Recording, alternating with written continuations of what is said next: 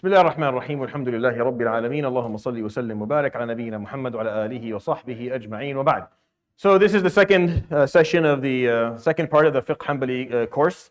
As usual, this course is less heavily attended as it should be, but regardless, that's not a problem. So we stopped last. I'm going to use the book from now on to read from. It's just easier for me than looking back and breaking my neck every time I do. This is just to make my life a little bit easier.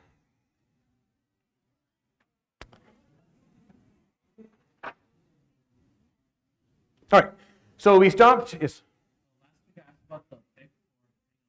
Yes. So I'm going to summarize this for you, inshallah ta'ala, since it was a good question, and I think it's worth for a proper full-blown answer.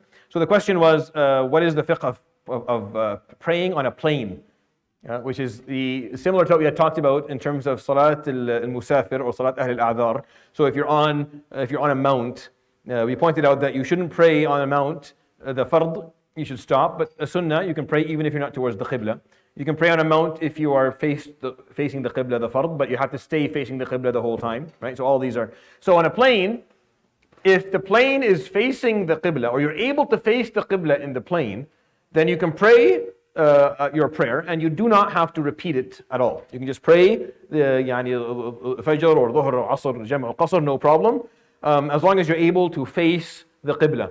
Right? If you are not, and you have wudu obviously. If you can't, and you can pray obviously on the plane any nafilah that you want, like any sunnah that you want to pray, facing in any direction that you want to face, that's not a problem.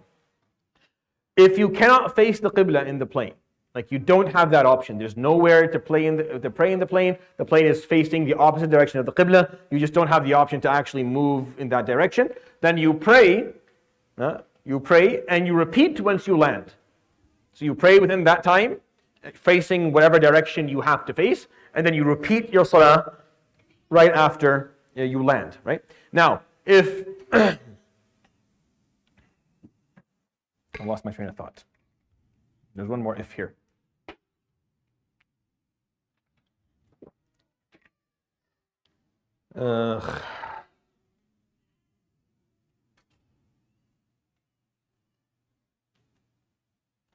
I forgot what the last. There's one more if that's important.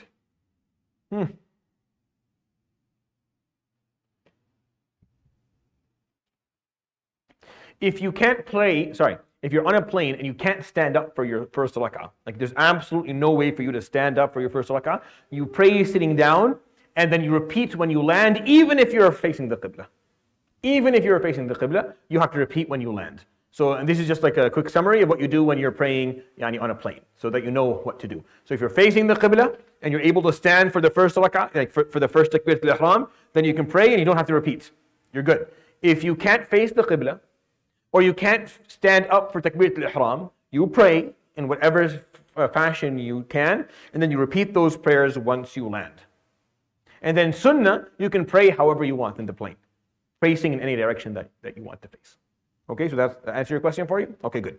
And that's just I thought was an important summary for you. I had a slide for it in some other lecture series. I could not find it for the life of me, so I didn't put it there. But that what I just shared with you is the summary that you need to know. All right. So I'm going to use this book. It's the same thing that's up there. Just instead of breaking my neck and looking back, I'm going to just read from the book, and then we'll kind of. Right. فصل يقول المصنف رحمه الله ونفعنا بعلمه يجوز الجمع بين الظهرين وبين العشاءين في وقت إحداهما في سفر قصر ولمريض يلحقه بتركه مشقة وبين العشاءين لمطر يبل الثياب ووحل وريح شديدة باردة لو صلى في بيته أو في مسجد طريقه تحت ساباط. So it's permissible to combine the noon and afternoon prayers, which is Dhuhr and Asr, and then to combine Maghrib and Isha prayers in the time of either of them. In the time of either of them. You can combine them in the time of either of them. For someone who is traveling on a journey, so if you're doing traveling, and we already explained what the distance that is required for that traveling, that meets the preconditions for shortening prayers, we talked about that. And for someone who is sick, someone who is sick and is not capable of waking up and doing wudu and praying every prayer, they can do jam' and qasr if they're very ill. For someone who has COVID, for example, someone who's admitted to hospital, they can do it with that condition. It's also permissible for someone who breastfeeds because of the difficulty of frequent impurity, and for those in similar circumstances, such as one who experiences irregular vaginal bleeding, for example, istihada, or who is unable to make purification or dry ablution for every prayer, or someone who has difficulty ascertaining the correct prayer time, such as someone who is blind and the like, or someone with a valid excuse who is preoccupied with something that permits missing the Friday prayer or praying in congregation. So he doesn't go through all these examples, but the Sharih, Imam al-Buhuti does, and I thought it was worth pointing out to you, that you can also do Jam' al-Qasr for the Hanabila, the Hanbali madhab, if you have an excuse that makes praying each of these prayers in their own time very difficult. So a lady who is breastfeeding, a lady who has istihada, a man who has, a man, for example, who's working very difficult jobs and long hours, and they're dressed, and for them to get dressed and to get undressed is almost impossible. So these type of excuses are actually valid for you to do Jam' al-Qasr in general. And that mashaqqa piece is an important part for the Hanbali madhab. Not almost none of the other madhab have this permissibility, which is why I like for salah for the Hanbalis way of doing salah, because they have a lot of permissibilities that others don't necessarily carry.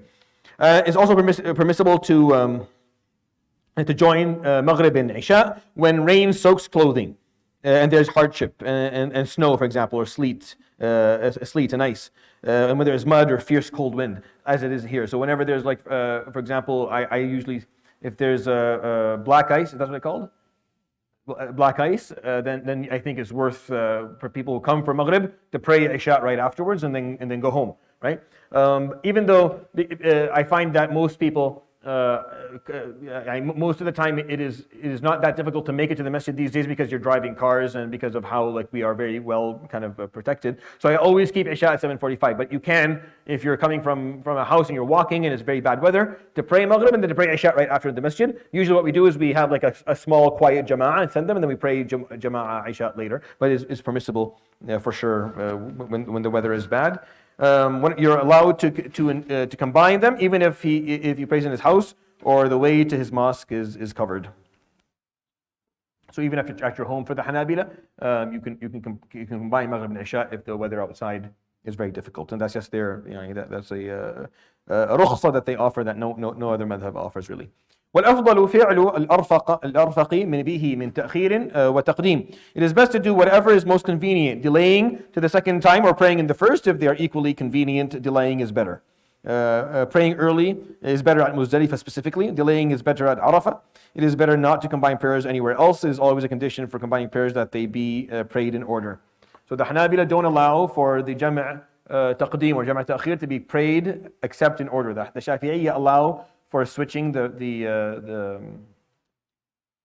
timing if you do Jam' Ta'khir. If you're praying Maghrib and Isha at the Isha time, they allow for praying Isha first and then Maghrib. But they're the only madhab that does that, the Shafi'iyya.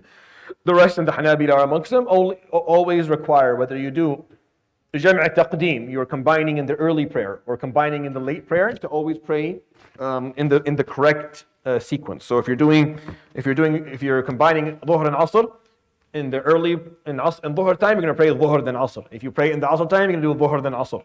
Always in the right. And it doesn't matter for the Hanabila whether you do it in the early prayer or the later prayer. In Muzdalifah, it's better to do Jam' Taqdeem, to do them earlier so you can sleep early.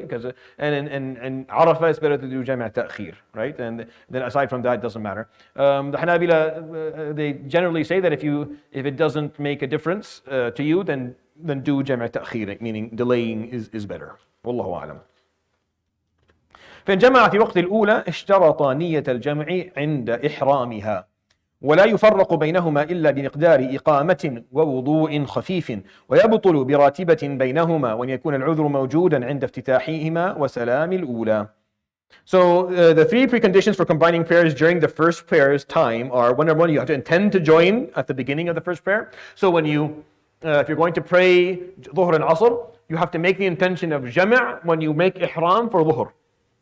So you have to make the intention of Jam' when you start Dhuhr. If you didn't do that intention, then the Hanabila don't see it permissible for you to do Asr afterwards. You have to wait until Asr time. So because when you're praying Jam' in combination, it's like its own, it's just like a unit. It's like the 2 rak'ahs followed by the 2 rak'ahs are their own unit. You have to do them right in sequence, and the intention has to exist right at the beginning, to the point where you can't separate between the two prayers except for what you need for maybe a quick wudu and iqamah. To say Allahu Akbar, ashhadu an la ilaha illallah, ashhadu anna Muhammadan Rasulullah. And in these cases, you make 1 adhan and 2 iqamas.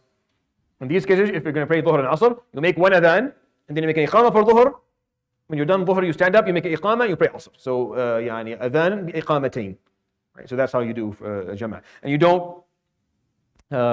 don't put time between dhuhr and asr when you're combining. If you pray a sunnah after dhuhr, then you can't combine anymore. You have to wait until asr time. So you pray dhuhr and then asr. It has to happen together. That's how they see this, and I tend to agree with this because it's its own ritual in a sense. It's its own ritual. So you have to respect how the ritual is going to go. The excuse being, so the excuse for Jam' and Qasr has to exist, be present at the beginning of the first ihram. So you have to have the excuse at the beginning of the first ihram, and the salam and the closing of the first prayer. So you have to have the excuse at the beginning of both prayers and at the salam of the first. This is because the first prayer is the place for intention, and the Assalamu alaikum of the first prayer and the opening takbir of the second prayer is where they actually join. So you have to have the proper excuse. So if you're not traveling, for example, and you're doing this because of a mashaqqa, as I pointed out a few minutes ago, if you're doing it because of a sickness, or someone has istihada, or a man has a very difficult job, or someone who is ill and they can't make wudu a lot. So if the excuse that allows them to combine has to exist at the beginning of the first prayer, and at the end of the first prayer and the beginning of the second. So you have to have it has to be complete. So if at the end of the first prayer the mashaqqa or the difficulty is gone, then you can't do combination anymore. So you can intend it at the beginning of the first rak'ah, the first prayer. You intend to combine because there's an excuse, and if by the end of the salah the excuse is gone, then you cannot combine. You have to stop. You have to wait and pray asr in its time later on. That's very rare, but if that is the case, if you're combining, for example, because of for example, you're in an outpost and you're in the army and you're in war, for example, and you're not praying with jama'ah. So you're going to pray jama'ah qasr, for example, dhuhr and asr, and then you pray, you make the intention of combining, you start dhuhr, and then by the time you do the salam of dhuhr, you hear that the war is over and everything is back, khalas, you pray asr in this normal time, because you lost your excuse. It's a bad example, but that's the best I can think of. All right. So, okay, since I stopped the rak'ah, I want to combine, right? An excuse is that before I finish my first rak'ah, the excuse is gone. So you complete the first prayer. Normally you complete qasr 2 rak'ah normally, and at the end of the second of the first prayer, when you're doing salam, the intention, the excuse is gone. Khalas, you can't combine the one after, but the qasr is fine. All right.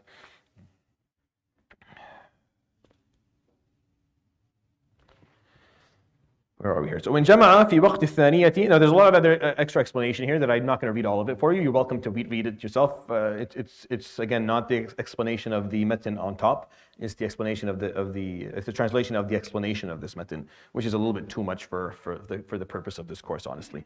This metin itself is long. To go through the explanation is extra long, so we're not going to do that.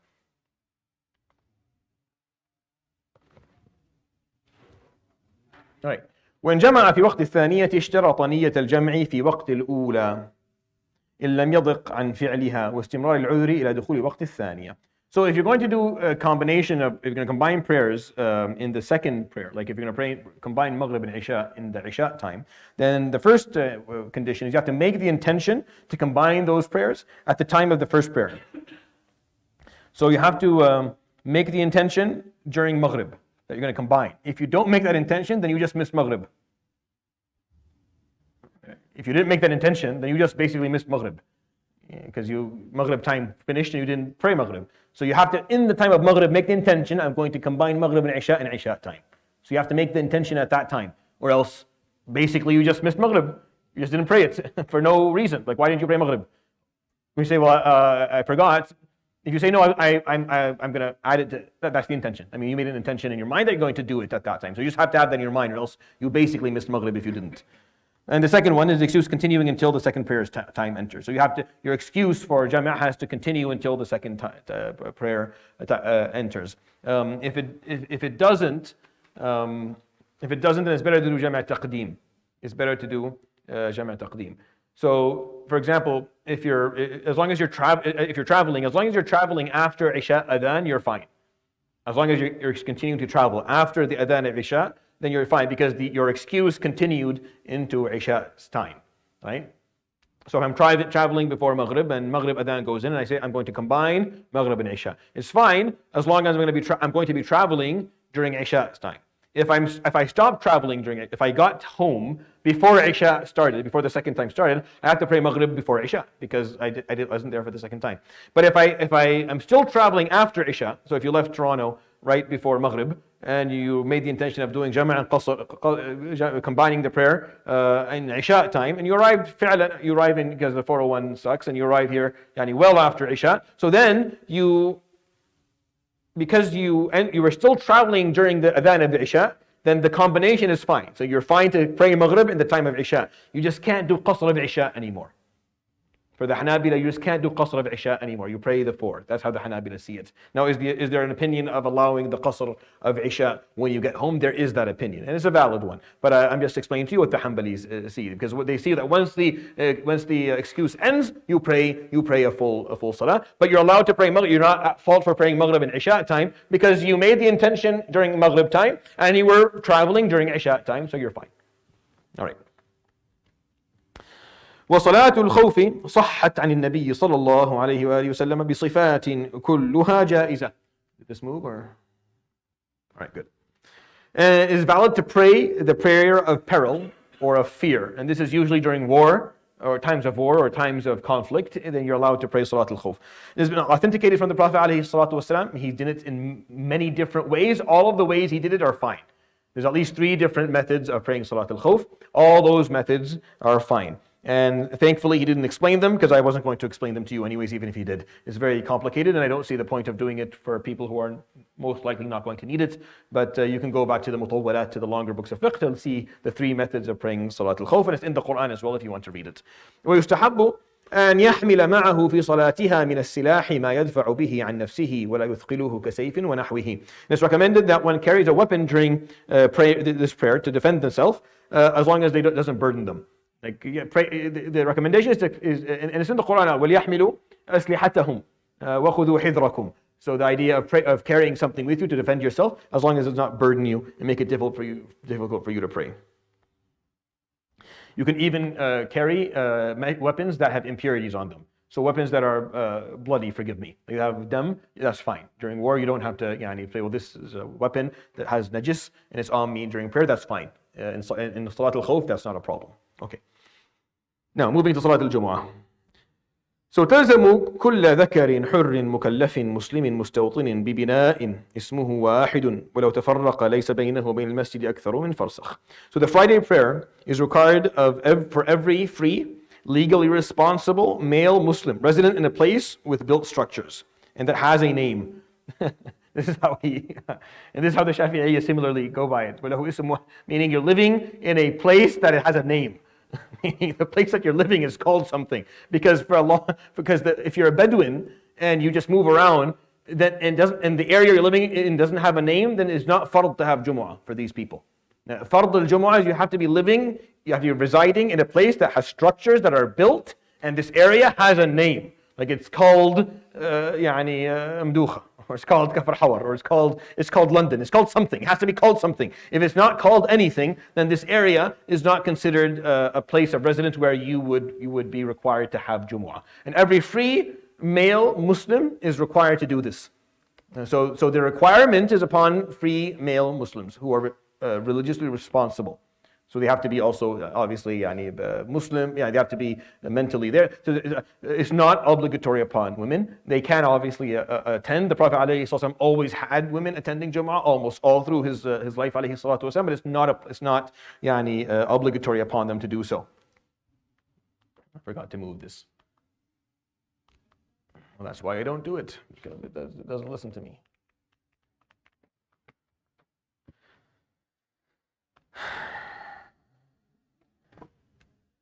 Yes. All right.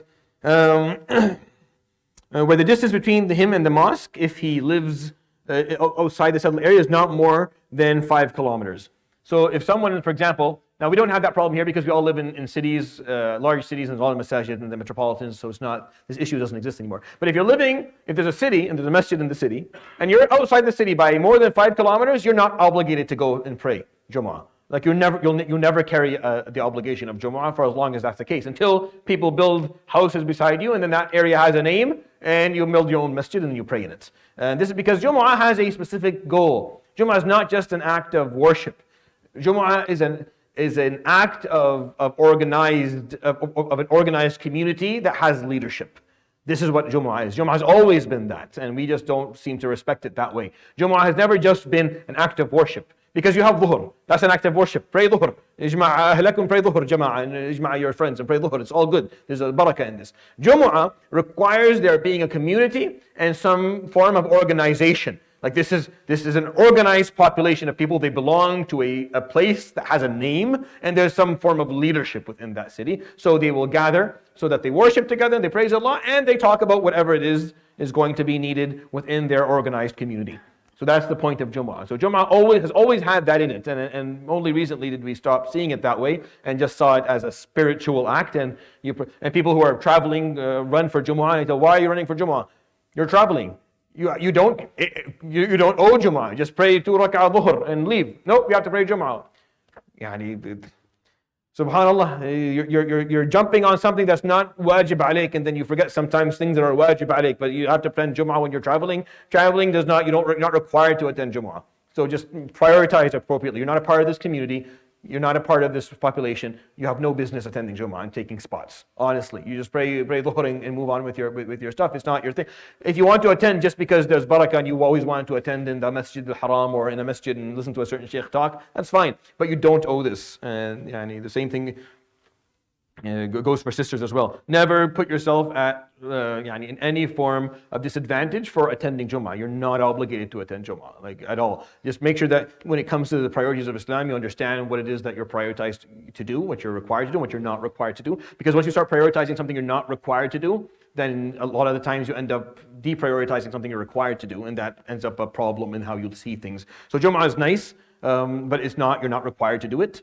So you don't prioritize it. Alhamdulillah, these days, you can listen to everything online. You can attend everything. Whatever is being said, you can be included first hand. You don't have to wait for someone to come home and tell you what was said. But make sure you prioritize that which requires prioritization in life. And I'm not saying this is not me discouraging. I'm just saying make sure that you're always keeping that in mind. Men have to come for Jumu'ah. If they're living in the city, they have to come for Jumu'ah. It doesn't matter.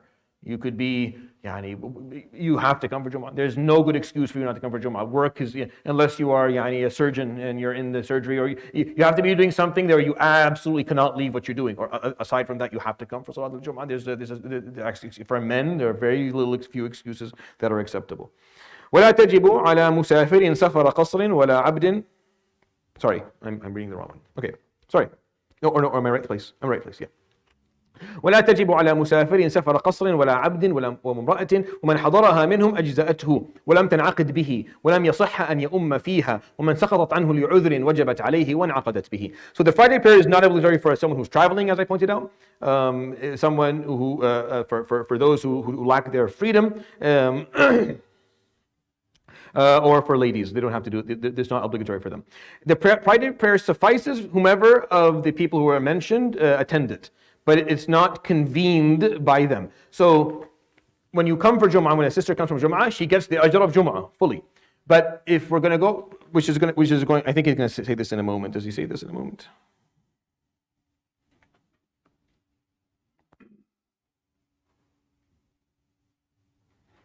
Does he not point? Yeah. So you need 40 people for a Jumu'ah to be valid for the Hanbalis and the Shafi'is. It's the same number. The Malikis have a smaller number, and then the Hanafis have 3. 3 is enough for the Hanafi madhab. But the Hanabila and the Shafi'iyya had 40. One of my shuyukh used to say that back when he was an imam, this was in the 70s of last century, he would stand on the minbar and count and end up with 39, and see a guy who's plowing his land with a horse, and he would call upon him, Ya Abu Fulan, ta'al kammil al-arba'in, come complete the 40 so he can pray Jumu'ah. And the guy doesn't want to come, but he's embarrassed because the imam is yelling at him, so he comes to. So the Hanabila require arba'in. So if 36 men attend and 4 women, it doesn't attend. It doesn't convene. You need 40 men. 40 of the people who it's obligatory upon them. It has to be 40 people whom it's obligatory. So if you're living in a place that has a name and that has a residence, but there are no 40 mukallaf men, for the Hanabila and the Shafi'i, you don't require Jumu'ah. They come together, they come for Jumu'ah on time, and then they pray, and then they pray Dhuhr. Right? Because for them, this is the way they see it. And again, this is I'm trying to get you to understand the rationale here. Is that this is not a big enough community to have any functional leadership. Like there's still not enough people here for there to be like 40 is not going to do anything yet. You need more than that to actually for there to be benefit from having a Jumu'ah leadership. Yes. What if Yeah, you're mukallaf. Yeah. In Islam, you're a man. you would be counted, but my son Hamza wouldn't, right? My 3-year-old wouldn't, but you would be counted as one person to complete the 40. Yeah. When someone is excused from the obligation of attending due to reasons other than travel, like sickness or fear, does attend, the prayer becomes obligatory and is convened through them. So, if someone I pointed out for you in the previous session that there are excuses that can get a man not to attend Jumu'ah. Amongst them is illness. If they are ill, they don't have to attend. But if a man who is ill attends Jumu'ah, it convenes with that person. Meaning he chose not to take the rukhsah and stay home, and he came for Jumu'ah, then you can count him as one of the 40 that are going to be required, right? And he points, and that man can lead it as well. But those who Jumu'ah does not convene through can't lead it. This is the concept. So, for example, a man who does not have his freedom, Jumu'ah doesn't convene through that person, meaning they don't count as one of the 40, and they can't lead it. And a lady, she attends, but she doesn't get counted as the 40 men, so she can't lead it. And if someone who's musafir, which is a problem that we have here today because this is not just the Hanbali madhab, it's almost all the other madhab. So when we have those fly-in imams who are musafirin and they come and give Jumu'ah, technically speaking, you can't really lead it because you're not really a resident of this area, which is what I've been saying for like years, that this concept of bringing imams to give Jumu'ah is wrong. Bring them to give a halaqah, not Jumu'ah. Jumu'ah has to be given by the people who are leading the community, the people who are a part of in the heart of it, because they technically are travelers. فَلَا تَنْعَقِدْ بِهِمْ. Doesn't convene through them, so they shouldn't be leading it to begin with. Of course, there are other opinions on this matter which allow people to do it, but I'm trying to get them to see Jumu'ah for what Jumu'ah actually is. Jumu'ah is not just, a guest is here, so let them lead Jumu'ah. And I get this request every once in a while, this sheikh is amazing here, he's going to give Jumu'ah. Okay, he's not going to give Jumu'ah, that's my job. Like, that's what I'm here. If I'm not going to give Jumu'ah, then I might as well not be in the city. I might as well just, this is my job, and it's a whole different, they can come and give a khatira and a halaqah, and you can convene people for them to talk. But Jumu'ah has to be given by the residents of the city because they understand what the community requires, or they at least should. And if they don't, then that's even a bigger musibah altogether. But this is how the concept has to be seen. So I used to, I think I did it maybe once or twice since I've been here in Canada, and I haven't done it since, Very similar, yeah. This specific concept of al-musafir not requiring to Jumu'ah and not tanaqid bihim is the same concept for them as well, So this one is the same. But for the Hanafis, you only need 3. You only need 3 people, so it's a small number, but it's still the same idea. لا تنعقد بشخص who's not obligated to actually attend it, and the musafir is not obligated to attend it. Subhanallah. All right. ومن صلى الظهر ممن عليه حضور الجمعة قبل صلاة الإمام لم تصح. It is not valid for someone who must attend Friday prayers to pray Dhuhr before the Imam prays Friday prayer. Right. So if you're like, well, I'm not going to be able to attend Jumu'ah today. You can't pray Dhuhr until the Imam has already prayed Jumu'ah. And then if you have an excuse for some reason, then you can pray Dhuhr afterwards. So, and this comes down again to the same idea. Leadership. So the community is going to have a Jumu'ah. Jumu'ah is going to be, for example, at 1:30. You can't pray Jumu'ah today. You can't pray Dhuhr at 1:24 or 1:18. You have to wait until the Imam prays Jumu'ah, which is at 2 o'clock, for example, and then you can pray Dhuhr afterwards if you have an excuse. Because you're not allowed to actually go, you're not allowed to be ahead of the Imam in anything. Not even in Salat al-Dhuhr, that is not to do, because you're supposed to attend Jumu'ah here, you just have an excuse, or you're not going to be able to do it for some reason. And it comes back to the same concept of this being a congregation of leadership. I'm trying to convince you and show you how every single ruling goes back to the same idea. Jumu'ah is not a congregation of spiritual ritual, or of a ritual, it's a congregation of leadership. So you're not allowed to pray dhuhr before the Imam prays Jumu'ah. وتصح ممن لا تجب عليه والأفضل حتى يصلي الإمام. And someone who's not obligated to pray Jumu'ah, like a sister or someone, they can pray dhuhr before Jumu'ah, no problem. It's better to wait until they're done, but they can do it, yes.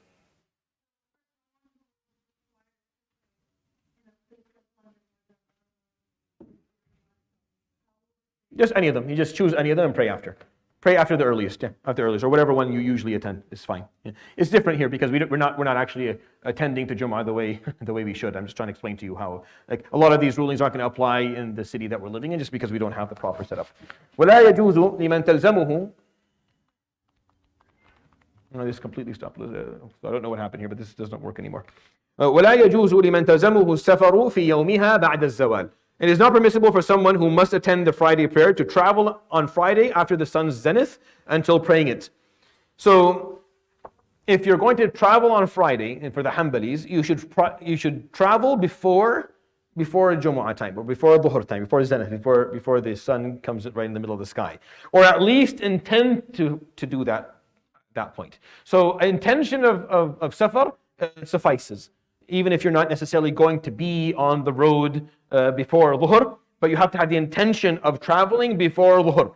You should not intend to travel after the sun is in the middle of the sky before you go to Jumu'ah. Once the sun comes in the middle of the sky, you can't intend to travel. You have to go pray Jumu'ah first. And that's how the Hanbali see it. And it's not how all the madhahib see it, but that's how they see it. And I agree with that. Because Friday is a very specific day. So you have to be very careful. Before the sun's zenith, you can do it.